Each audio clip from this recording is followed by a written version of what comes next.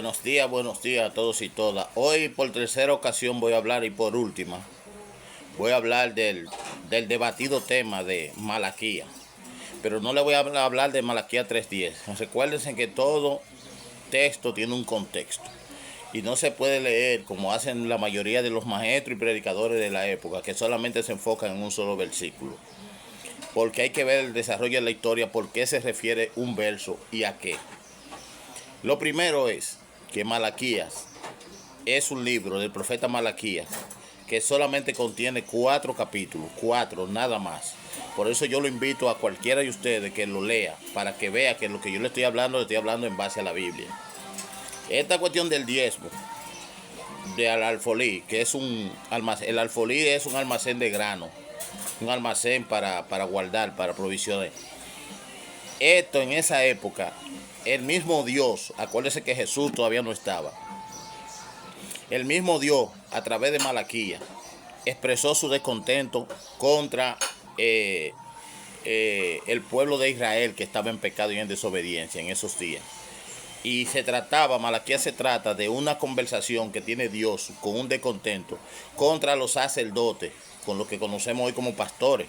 Los sacerdotes de aquella época se habían puesto a blasfemar y eso nos pasa a nosotros en nuestra vida diaria muchas veces, que cuando nosotros queremos justicia de parte de Dios con algo que nos está pasando, con alguien que nos está haciendo algo malo, y ese alguien se inmuta y no le está pasando nada según su visión, entonces nosotros venimos y cuestionamos dónde está Dios, o Dios no existe.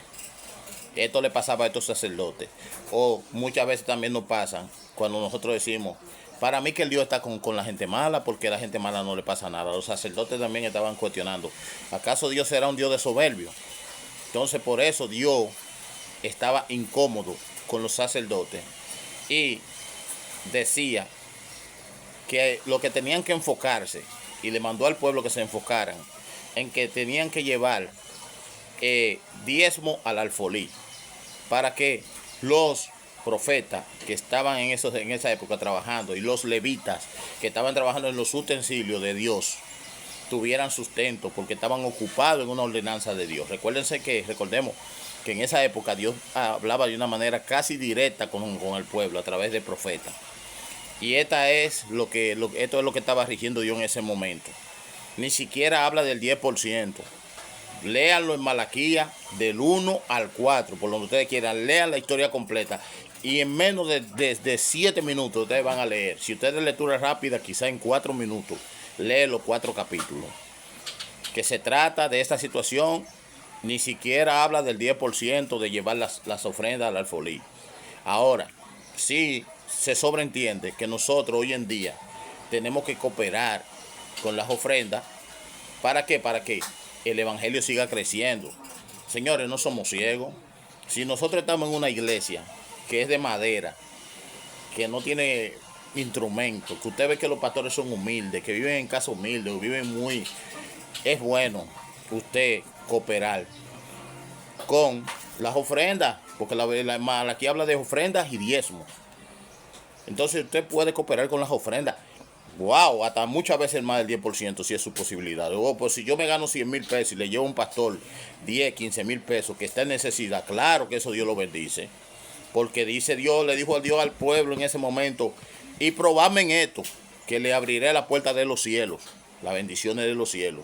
O sea, háganlo y pruébenme. Sí, Dios bendice al dador alegre, eso sí es verdad. Pero no encerrarnos en la mística, en el místico 10% de llevarlo al alfolí. Decir muchos pastores que si nosotros no llevamos el 10% a la iglesia como algo obligatorio, nos estamos perdiendo ante Dios. Estamos perdiendo nuestra salvación. La Biblia no habla de que si usted tira los diezmos usted es salvo. Eso es mentira, no lo habla en ningún momento.